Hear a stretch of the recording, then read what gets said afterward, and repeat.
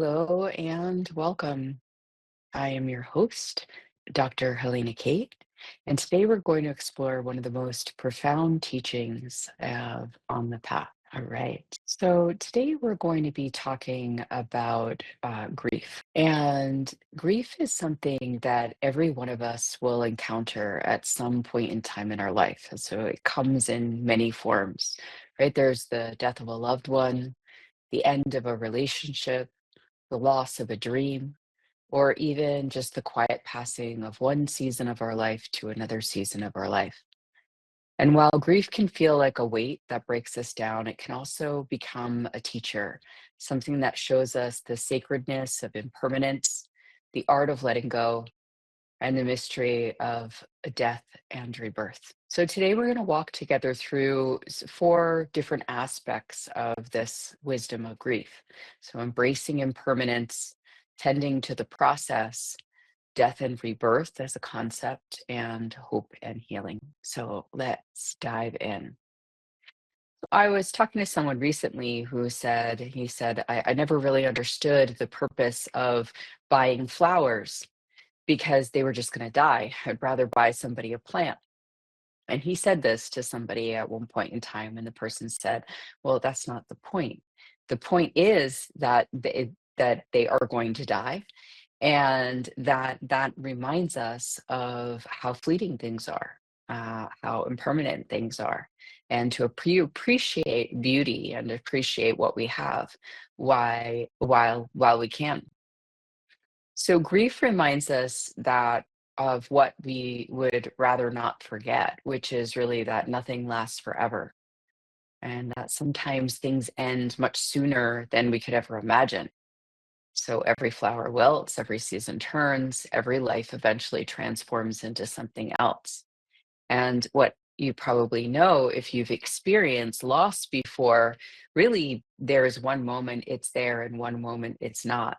Regardless of how drawn out the process might seem or feel in various different pieces, various different evolutions of the process, then there's still a moment where that what was is no longer, right? And at that moment, everything changes.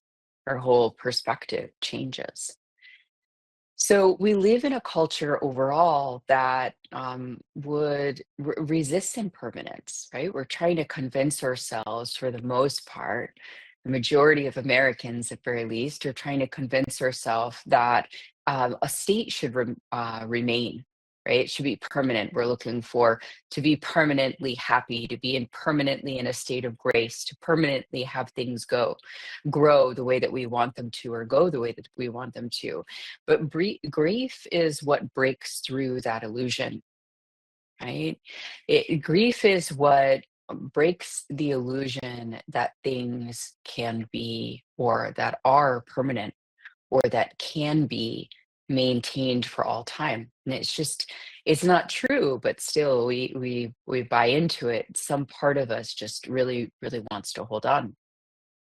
So when we lose someone or something that we love, we are confronted with this truth, basically that all things change. And as I was saying before, that in one moment to the next, something is there and then something is gone. So there's a lot of letting go that happens in order to be with us, to recognize that all things change, and that from one moment to a next, things can go and disappear permanently. So impermanence awakens us. It helps us recognize the preciousness of every moment, the miracle of every breath, the fleeting beauty of what's right in front of us. We watch the seasons change, we watch the leaves change in certain parts of the world. We watch the sunlight shift in the way that it goes into more and more darkness in some places, a lot of darkness. And we recognize here that there's a change that's constantly happening. There's endings and beginnings that are forever with us. So, but impermanence doesn't really mean that we welcome indifference. So, in other words, sometimes when people are faced with the concept, with the realities of impermanence, then the response is, okay, well, then everything's going to go, everything's going to change. So what's the point? So why should I hold on to anything? I won't care. I won't invest. I won't do things that to try to hold on, because that would mean that's just going to create pain. And there's a little bit of truth in this, because we are walking this balance between knowing that things are impermanent and that they'll change, and accepting that, and working with like not being attached to that.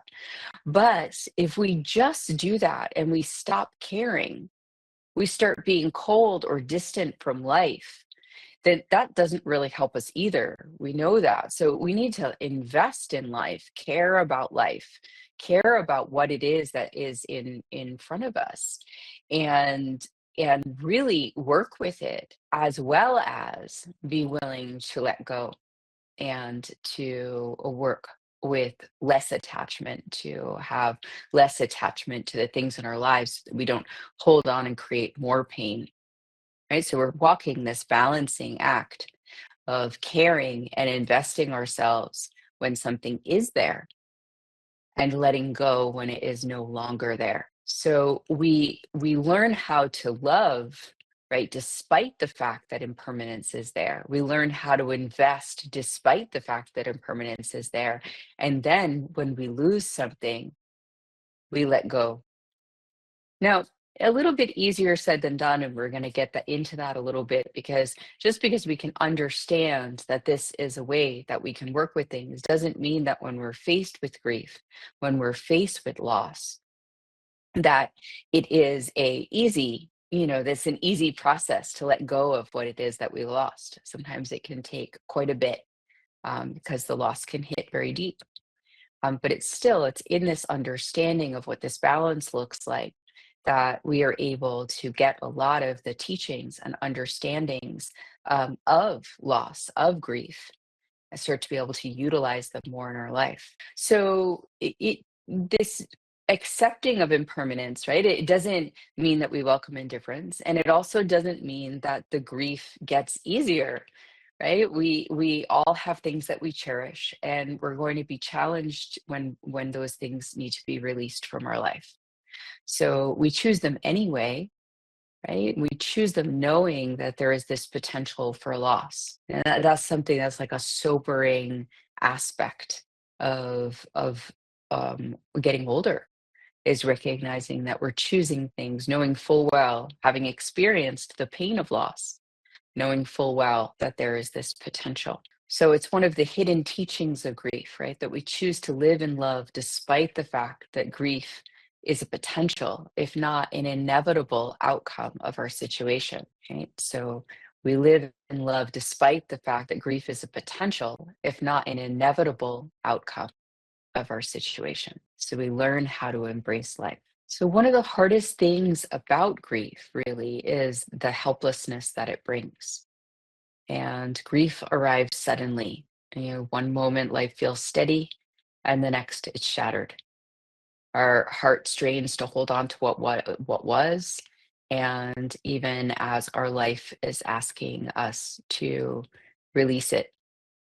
In fact, the pain of grief was so evident to me as I started putting together this episode. I started putting together just how potent and sensitive of a topic this is, because there's so many ways that we try to undo loss. We try to fight grief. We try to some way work around it or minimize it. How many times have you known grief or been in grief in your life and had someone try to simplify your situation? Oh, it's all fine, it's all this, it's all that, whatever it is, make get rid of the discomfort of the grief. And this is like a natural tendency. We can find it in ourselves and often people around us. We want to get rid of this. So it's like giving grief space is part of the art of the grieving process, allowing the full cycle of grief to be had. And that doesn't mean we indulge in it. In other words, that doesn't mean that we it doesn't mean that we indulge in it, that we so get lost in the grief, although you can get lost in it in times, but that we so get lost in it that we are unable to that we make it worse, that we start holding on, that we are perpetuating the grief. We don't really want to be doing that, but we do need to give it the adequate space, enough space, so that it can be felt, it can be heard, it can have its time. And it really just takes as long as it takes. There's nothing, some things take years, things take moments, and we don't always know. Sometimes a smaller loss can bring out a big process of grief just because we've had so many things that we haven't grieved before. So it's very rare that we can speak about grief without making it sound like advice. Like, right, well, we're trying to shorten the process. You use words like accept or detach or let go. And they're all true. I mean, they're all true. They're all helpful things to do in relationship to grief. But when you're in grief, they can feel dismissive. So it's really not something to be rushed. It takes time and it completes itself when it's ready. And very often, because of this like desire to put grief away or make it, sort of fit appropriately into things, people judge themselves for not being able to move on. They wish that their grief was over. They can shame themselves for feeling raw. But as I was saying, grief has its own timeline, and it's like a well, or it's like it needs to run dry, or like a season that needs to complete its cycle. It needs its time. It will take its time, and eventually people find their way. The acceptance comes, but acceptance doesn't come by forcing it. It comes when we stop fighting and we just begin to hold what is, to hold what's now, to honor what's been. And so there's a taking in, there's an opening to this process of grief. We allow it time and space. We move closer to it rather than move away from it. We allow it to shake us deeply, right? And in these sacred tensions, our emotions, our anger, our sadness, they all start to have their own meaning, right? So it's like we open this space for grief, we open this space for our emotions, and as we allow that to happen, we start to see the wisdom in what it is that it's moving through us. So it takes a very big container, takes a very big person to be able to hold deep deep grief. And as our emotions are teaching us, for example, like anger might be teaching us about the depth of our love. Sadness might awaken our compassion. Despair might invite us to surrender to something that is larger than ourselves. They're not random aspects of the process, they're meaningful components. They help us see, in a way that like anger in everyday life, can show us where a boundary needs to go, right? And grief can teach us all of these things about what's important to us, what's truly important to us in a situation. And so when we see what is important to us, we know how to honor it. And one of the things that happens is that people think that like they need to be able to have the thing that they lost in order to honor it. And really, they need to understand what is the deeper message of what they lost, or the deeper purpose or meaning of what was lost, and honor that and choose to honor that in their life moving forward, right? So if we lose love, then we have an opportunity to honor love in our life. Maybe we can't have the type of love that we had with that particular person or being or whatever it is. Maybe that isn't an option so much anymore. But we have this opportunity to have love and to care for love in our life, be an example. So anything that we lose can show us what is meaningful. And our emotions are going to help point us in that direction. And then we're able to care for that, build that out, make sure that there's a part that is a part of our life, that we honor it and we care for it. Now, what a lot of times people do is instead they run away from it. They say, no, I'm not going to feel that, right? I don't want to feel that again. I don't want to feel that kind of loss again. I don't want to feel that kind of betrayal again. I don't want to feel that kind of disappointment again. I don't want to feel that kind of despair again. And so I'm going to run from it. I'm going to do everything that I can to try to make that not be a part of my life. And so then we build walls, but that isn't an effective thing to do because we've just made our life smaller. So what is more helpful to do is that we actually use it as a way of understanding what's truly important to us, what we want to give more energy to, what we want to care for more in our life. We expand to hold grief, and we expand beyond grief. We expand beyond grief so that we can create something that's even larger. It has even more of what we want. And because of that, we then risk that there's pain that will come with that. But the pain is not actually as much or as yeah, as much, I'll just say that right now, as if we don't go in that direction at all. We just close ourselves down because then we're just living in a chronic pain, a constricted chronic pain. But when we expand, where yes, we will experience grief again when there's loss, but then we'll expand again and we'll keep moving larger and larger.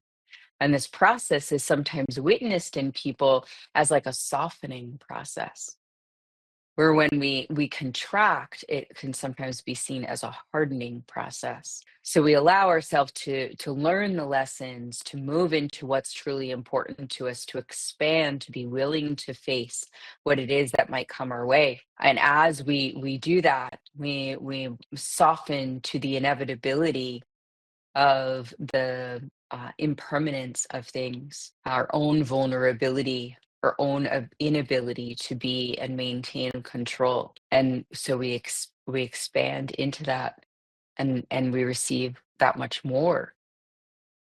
Or we receive new life, new love, new potential in that space, and it has a deep, soulful heart to it, because we're choosing it knowing loss, which makes it that much more of a beautiful, powerful choice. So in this process, then grief basically is a form or could be seen as a form, almost like an initiation, an expansion into something more, a threshold experience where we can say, yes, I want to expand into life. I want to face the challenges that come my way, knowing that pains might be mine. Or no, I don't. I'm going to retract and try to protect myself. We always have that option. But if we choose expansion, we move into a whole new phase of life, something greater than what was possible before. And that's what often isn't spoken about as we feel our pains in life, start to think like, oh, well, this pain, and how do I get rid of this pain? Or what do I do with this pain? Or how can I like quarantine this pain so it doesn't affect me or something like that? And really, we just need to grieve what was lost. We have to understand why that pain is there. Something was lost. And so when we understand that something was lost and we just allow ourselves to grieve and to accept it, that it is no longer, we break ourselves out of that tension that tension of kind of like living kind of in a duality, or living in a place where we are maintaining two realities, right? Or holding on to the past and what was, and this desire to be free from it, right? But we can't really be free from it until we're willing to honor and accept and grieve what was. So when we look at our wounds, we can look at them differently through this lens, and recognize that sometimes we just have to see and acknowledge what it is that was lost so that we can expand into something more. And when we lose something in our life, we can spend our time grieving, letting that cycle complete itself, but recognizing that at the end of that cycle is a greater change, that grief is a portal, that it brings us face to face with endings, right? Our physical death, death of chapters, roles, identities. But while it dismantles us, it also holds the seed of rebirth. So we welcome this change. We welcome this ending, knowing full well that it's part of the natural cycle, that something more will come, that the next evolution will be there, that the expansion is possible. And so we can allow ourselves to be crashed upon the shore, to be broken, to feel our sadness, to feel our anguish, and to feel the loss, and then to step to something more. And because of this function of grief, grief can often awaken a deeper spiritual hunger inside of us, connect us to meaning and mystery, connect us to spirit. Very often people will say when they've experienced a loss, they feel much closer. They're more able to speak with their guides. They're more likely to pray. They're more likely to engage in spiritual activities because um, they're kind of cracked open, and in that cracking open, they're ready to connect. So, as I was saying, grief is this portal, right? It brings us face to face with endings. It's a threshold moment. It's a time where we move into, also ultimately, it states that there's a beginning, right? So, naturally, in there being this ending, because of the way things work, there is a new beginning on its way. We don't necessarily want to rush that process, as I was saying. It has its own time. Crossing that threshold, it takes the time that it takes. And we don't need to make it longer, and we don't need to make it shorter. We can just be honest with what it is that's unfolding. And when the time is right and the new growth is possible, we can step into the new growth. And sometimes it might seem too long, and sometimes it might seem too short. But really, it just simply has its own timing, and we can watch it just like we could watch, like if you were emptying out a pitcher of water, there would be a certain point in time where there just wouldn't be any more water to come out of the pitcher. It's kind of like that. So, across spiritual traditions, right, death and rebirth have been seen as inseparable. And we see this in our world around us, that winter gives way to spring. We see that the seeds like break forward and bring new life. Like grief works in a similar way. It's that ending, it's the death, it's the completion of the process, but it automatically says there's a new way. There's another way, there's a next step. So, this rebirth is something that we can count on and can give us a little bit of light in darkness and in challenge. And in saying that, again, we might find ourselves in a season of waiting where the future isn't visible, and where hope feels faint, and doubt seems definitely easier to lean into. But regardless, the transformation is at work. And regardless, beneath the surface, there is, something new that is preparing to grow. So we can have that little bit of knowing inside of ourselves, that little glimmer inside of our hearts that says, okay, yep, things are hard now. Things are painful now, and I feel like I've been, crashed upon the shore, or I feel like I'm deep down in the earth and that they're not going to be coming out. But I know the way things work, and I know that there is something new to come.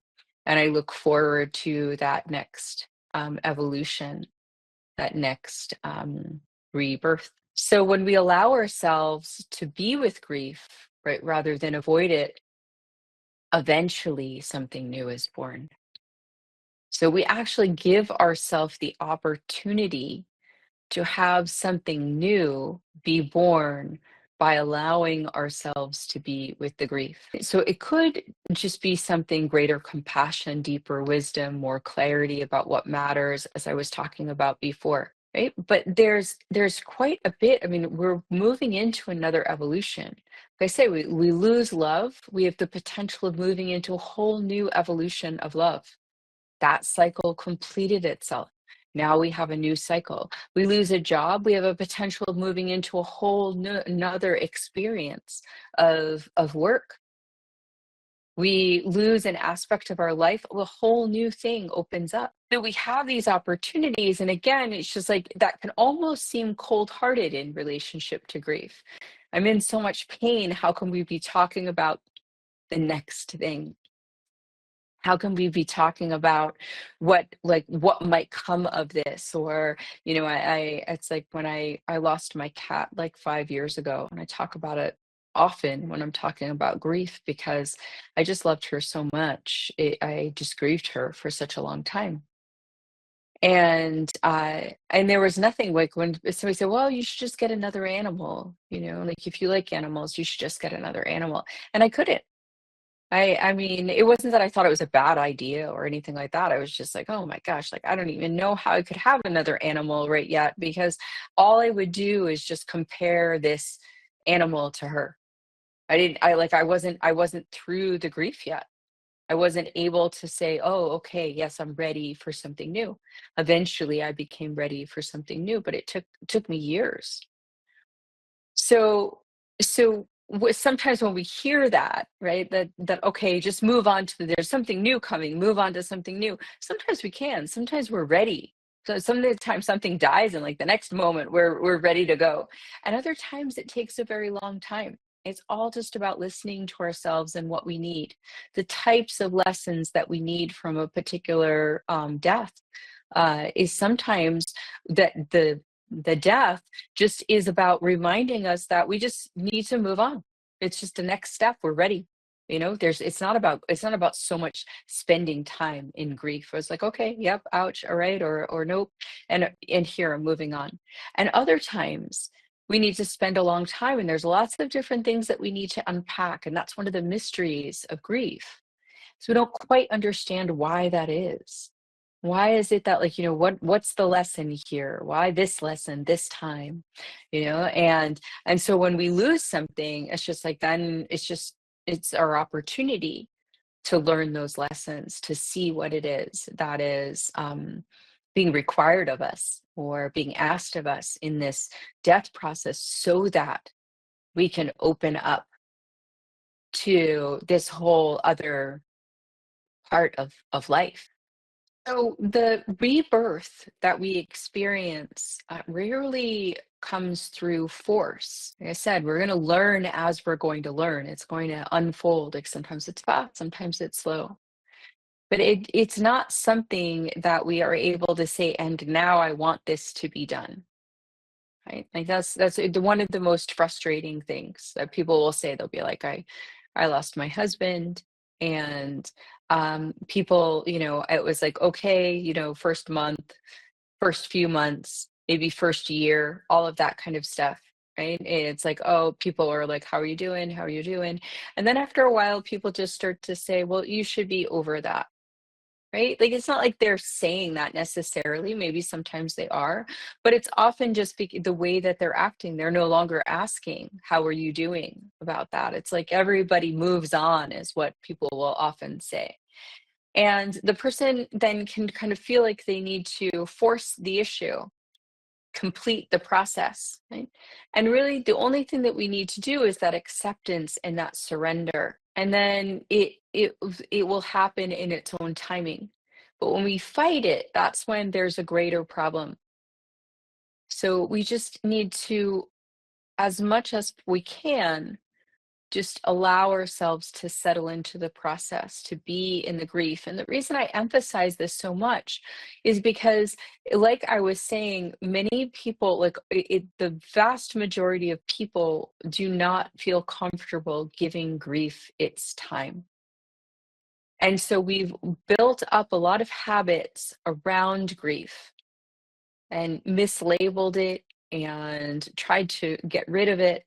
And we actually need to embrace it, to understand it as a part of life. It's incredibly like naive to try to eradicate that part from our life. And so when we've done that, we've tried to kind of create that barrier, like have grief not play a role, find some way to move on or around it, to minimize it. Then we really are missing a part of our deep understanding and wisdom. We're harming ourselves, our health. We're not allowing the full realities of the world or of life to become manifest. And we know that this is an aspect of life because it's here, it's across traditions. It's in every you see it in every single spiritual tradition. Well, is talks about death as part of the cycle, not just as like you're born and then you die, but that there is a process, there's death and there's grief that goes along with death, that is a part of life, and it's the step before the new beginnings. This is a universal pattern. So when we deny this, we deny a deep wisdom. And it can be hard if you're stuck in a cycle of grief, you're stuck in a cycle of death and loss for a long period of time. Those periods of time are hard, when it just seems like it's been going on forever and more things keep falling away. But it's recognizing that that is, it is part of the cycle of the way that things are. And then that acceptance is part of working with it. We gain deep wisdom from doing that. So overall, grief is going to crack us open. And these cracks can feel unbearable. But they are also where the light gets in. And that is a very important thing to remember, is that cracking open is actually what allows us to expand. The cracking open is actually what allows what can be no longer to fall away and to draw in more of what it is that serves us. And one of the things that people often overlook when they're asking for more healing, a lot of times people say, well, I want to be healed, I want to be healed. Okay, well, if you want to be healed, then are you aware of the fact that what this is going to mean is that the what has held you where you are now will need to be cracked open and will need to fall away so that you can become more. So to say I want to be healed is not necessarily just a reaching towards the light and a feeling of feeling better and good. It's actually a willingness to crack that shell, to destroy what it is that no longer serves us, to burn it away, to allow it to fall or disintegrate so that we can rise, we can expand, we can become greater than what it is that we were before. So to heal necessitates this, which means that it comes with grief. And so as we heal, we need to face this grief, this death, this loss, what we can't have, the smaller self, the dreams that we once had that are no more, the relationships that no longer fit, our sense of self that no longer fits. We need to lose this so that we can expand into even more of our life. And so, in this process of healing, it could be that we learn to carry the grief with greater grace, and that carrying of that grief, of that loss, becomes something that softens us, helps our heart expand with compassion, helps us have resilience, strength, and care for ourselves and for the people around us. Understanding that to heal is to be courageous, to heal is to let go, to heal is to move beyond what was and become something else. And therefore, it holds grief. And so our in this process of healing, we don't our hope, our reaching towards, our becoming more doesn't come from bypassing grief. It comes from walking through it. It comes from discovering that even in the darkest night, the stars are still shining. Even in the emptiness, love remains. It gives us courage to let go of whatever doesn't serve us. Sometimes it's something we wanted very much. And then, for whatever reason, our growth, our movement, life pulls us, and we need to let it go. And so we could look at it really that grief is not really about proof of what we've lost, but really proof of how deeply we've loved. And to grieve is to honor love, right? And love in its truest form never dies. And grief is just to be with what was, what has been loved, what has been important to us, and to just honor it as we move forward. So I never really fully understood why this is something that like would be so distanced from us in life. To me, that like the holding of grief and the honoring of this type of sadness, this emotion is really just it shows a wornness, like a weatheredness in a very positive way, a softness, and that they're not mutually exclusive. You can live with grief, the understanding of loss, the understanding of impermanence, and also live with joy, that they're not mutually exclusive. And in fact, they can become very integrated, woven into each other, creating depth and beauty, and allowing us to appreciate each moment that we're in. So our joy, our positive emotions aren't just superficial. They aren't empty.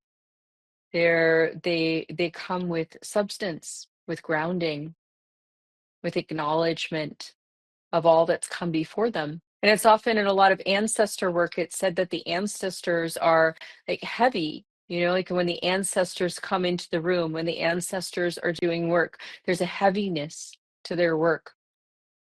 Like there's a heaviness to the energy. And that's not necessarily the heaviness of negativity or of turmoil or something like that. I mean, it could be, but it's the heaviness, it's the groundedness, it's the depth of love, right? To love and to have lost, to still love even though someone is lost, to continue to love in all of our life, to expand to what's possible, and to know that that is done in a field of impermanence. So there's a groundedness to that, even as there is expansion. So, what if that grief, as I was talking about with the ancestors, is not so much a weakness, but it's like a testimonial, right? It's a testimonial to our ability to love, to open that up on all its fronts, which includes being with the loss side of it, having all of it be present. And this allows us to see what is truly enduring, and eternal. This allows us to move into a way of living life that is really real. So when I see that, when see somebody not in the throes of grief, I mean, the throes of grief, that's its own thing, and it's important for people to have their grieving process. But when I see somebody who understands grief, I don't feel badly for them. Some people do. Some people like register that a different way, but I don't feel badly for them. I see their wisdom and I see their depth and I see their strength for being able to hold in their life and hold that understanding in their life and to not need to get rid of it, in order to embrace life fully. So, a few things before I go to questions, just because on a kind of a simpler note, sometimes people are just wondering, what can I do about grief? And I want to just highlight some of the things maybe that I said and that and then maybe some new ones. So as I said, you can't really do anything about grief, but moving through the process, how can you move through the process? How can you support yourself in the process, right? So the first thing that I talked about a lot is allowing your feelings, right? So it's a process, not a problem to solve. Letting all your feelings be felt without judgment, right? And just allowing that process to happen.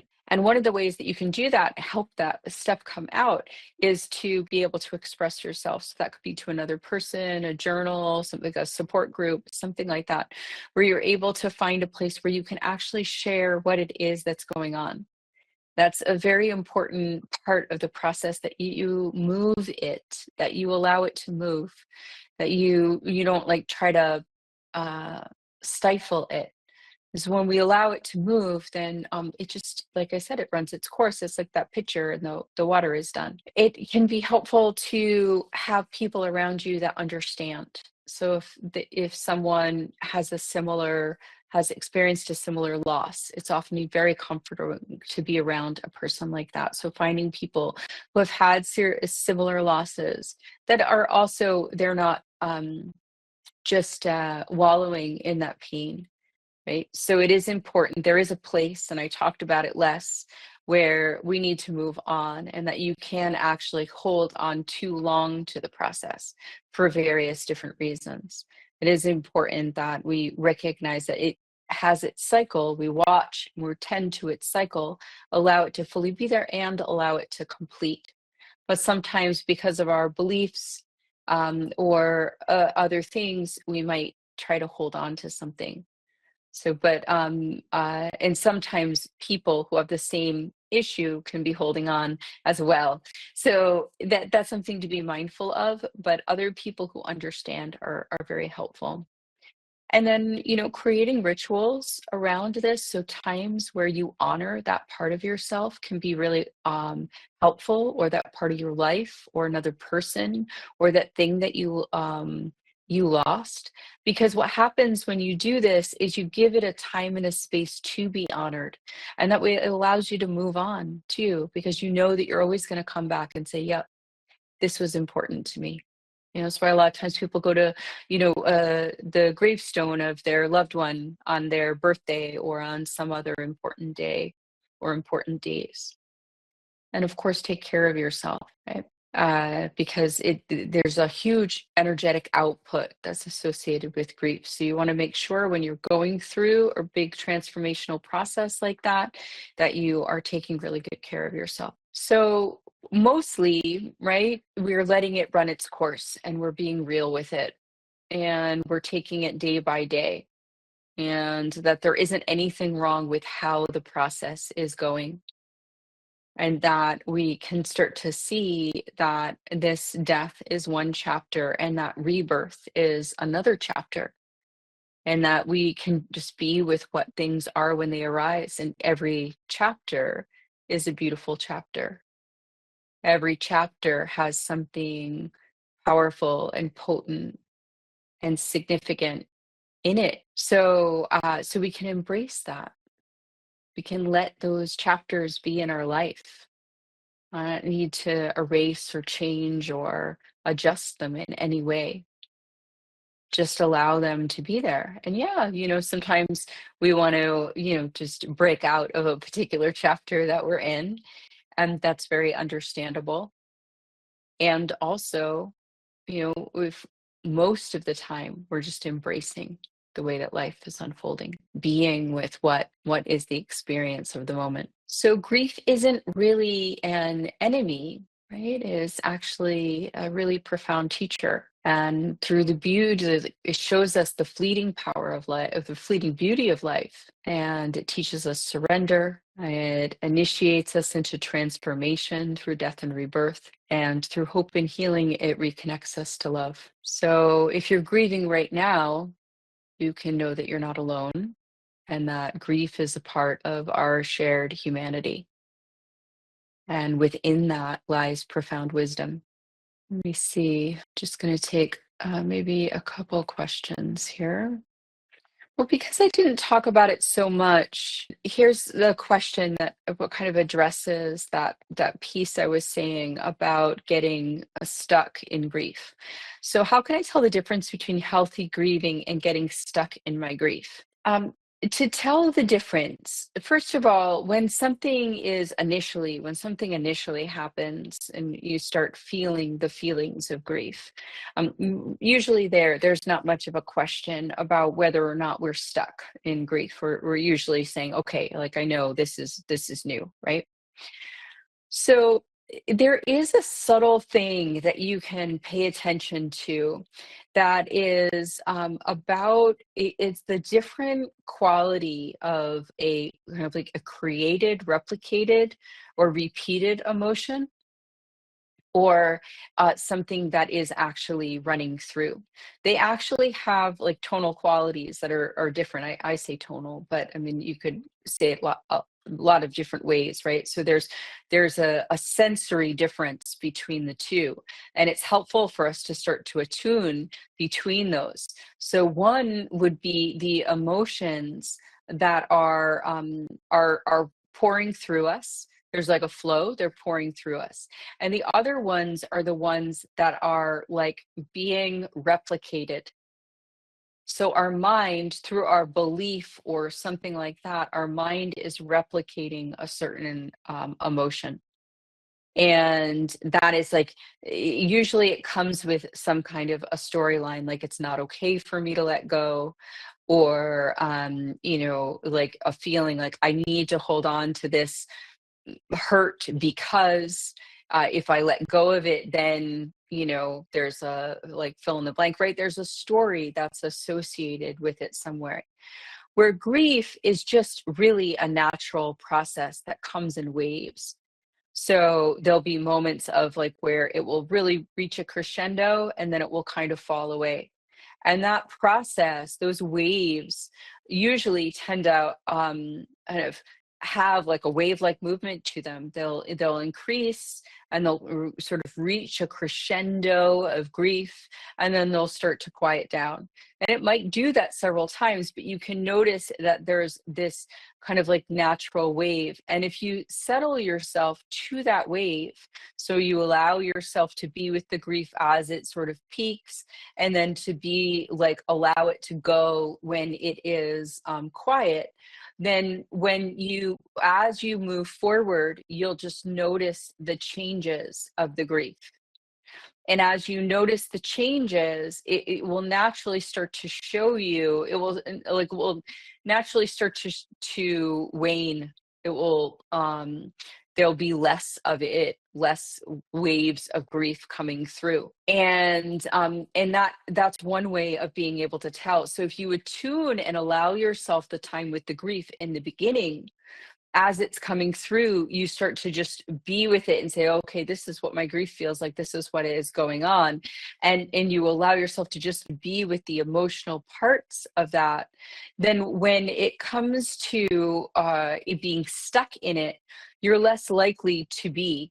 You're not going to be as much in your head about how you should be feeling about something. You'll be more with the feeling of it. So that's one thing. And you can start to notice patterns. This isn't just around grief, but this is around all emotions. You can start to notice patterns where you go back and you reach to something that was an emotion, and you sort of recycle it. What you could say is it's recycled, which means that like you go back to find out how like how I say, you go back to feel it again, and you can see the habits around this if you get enough perspective, right?